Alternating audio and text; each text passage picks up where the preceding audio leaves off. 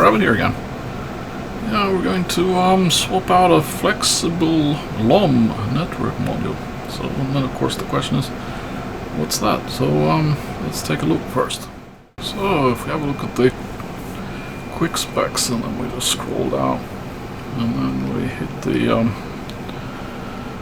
parts descriptions here, then if you look here we have this here, which is the number 1. So in this drawing it calls it NIC ports, which is network ports, and in the other documentation it's calling it FlexibleLOM network module. So maybe a bit confusing, but anyway, it's the module that sits in the back, the one marked by number 1, and that can be actually swapped out to different options. So let's have a look at what those are.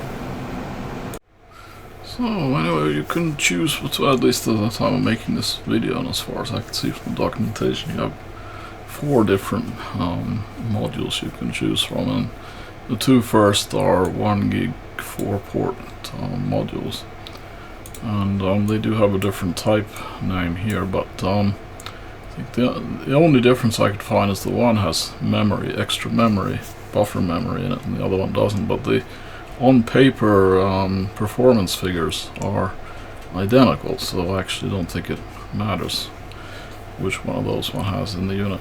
And then you have this special module for the HP FlexFabric, which is its own switch, servo switch framework. And then you have 10 gigabit Ethernet, which is basically an SFP plus module based, so then it could either be wire based or fiber based in different combinations. And then I think this one here is the cable based 10 gig network adapter. So I'm going to swap out. It has an SFP plus based module, but I don't have the SFP modules, and I want the that networking module to actually be the basic Ethernet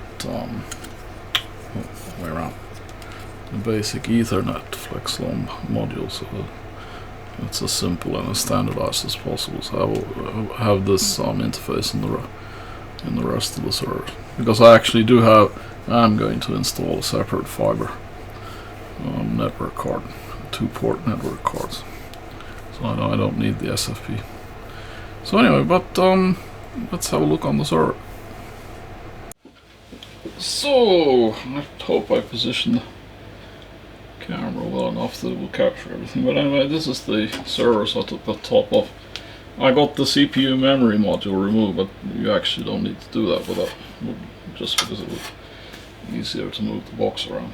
And then the first procedure is to take out the drive adapter cord.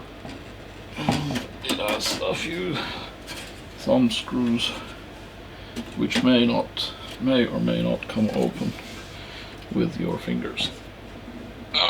Nope. Oh, to get a screwdriver. Okay, that was a bit strange. So I tried a whole combination of what they usually define as Phillips screwdrivers, but none of these fit, so I actually had to use this. I mean, I've done this on another server, and there are the thumb screws. One could just do the thumb screw thing and unscrew them by hand. These were too tight. So let's get that open. So we should be able to lift this out.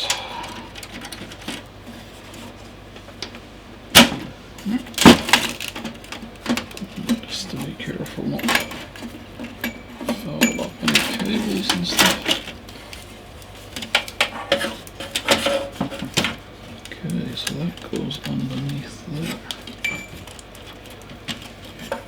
Just have to be a bit careful. But anyway, that can just lie there like that. and you don't need to disconnect. Yeah, I just mentioned that you need to disconnect all the network cables, of course, and you shouldn't have the power connected either. And if you had the server powered up and then you disconnect the power, then make sure you let it stand for a few minutes just to.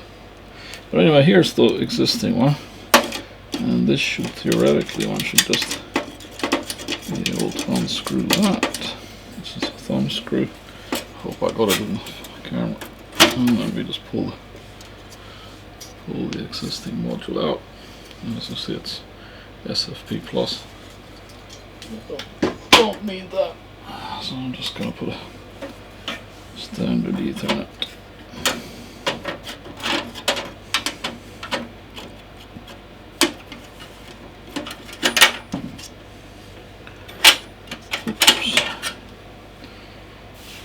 Found it. The thing is that when I bought this server used and it was delivered, then I had the unhappy circumstance where all these had fallen out all over the box. So anyway, it's a good thing I hadn't powered this server up, because I don't know if it would have created a short circuit, but it was lying down there. Is there any more of these? I don't think they could have gone on, because that's all metal, so can't get underneath there.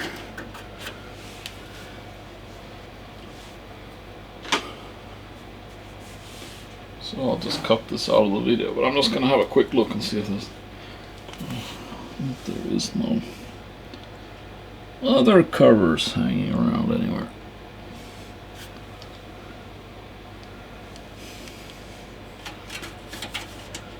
Oh, there's still one left in the corner there. Leave that. So, no. It's okay. So, we just plug in the new one, and then we locate the thumbnail screw.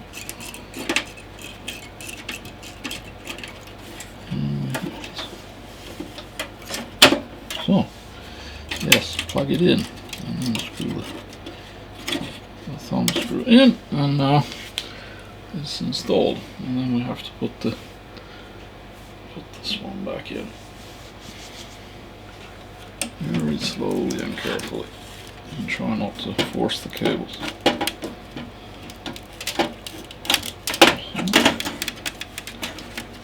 And you have to be careful that you don't damage the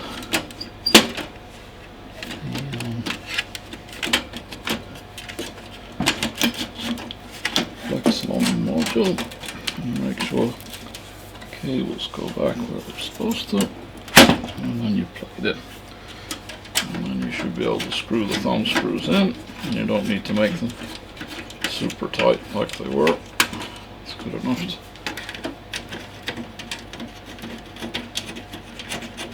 If you have a difficulty locating these, then you probably do not have the this card is then not located correctly. So that's done. So that was that, and it was really good we found that back cover, because it when it arrived, then the you really need to check these latches. Even if these were new and being delivered, then the latching mechanism in the back, it's very easy for something to joggle it, and then it opens, and then when it jumps, then or gets tipped to its side or something, then all those covers are just going to fall out and go all over the insides of the machine. So that's that, by the way, is a really crappy design. So when you get a machine like this and it looks like that the latching mechanism has opened, really carefully check, because that cover was really hidden. But anyway, yeah, anyway, I hope you enjoyed this. It was just to show you that you can quite easily swap out the NIC FlexibleLOM interface module to whatever you need. So if you need SFP, or you need just standard Ethernet, then it's quite easy to swap it. I hope you enjoyed this one, and see you in the next one.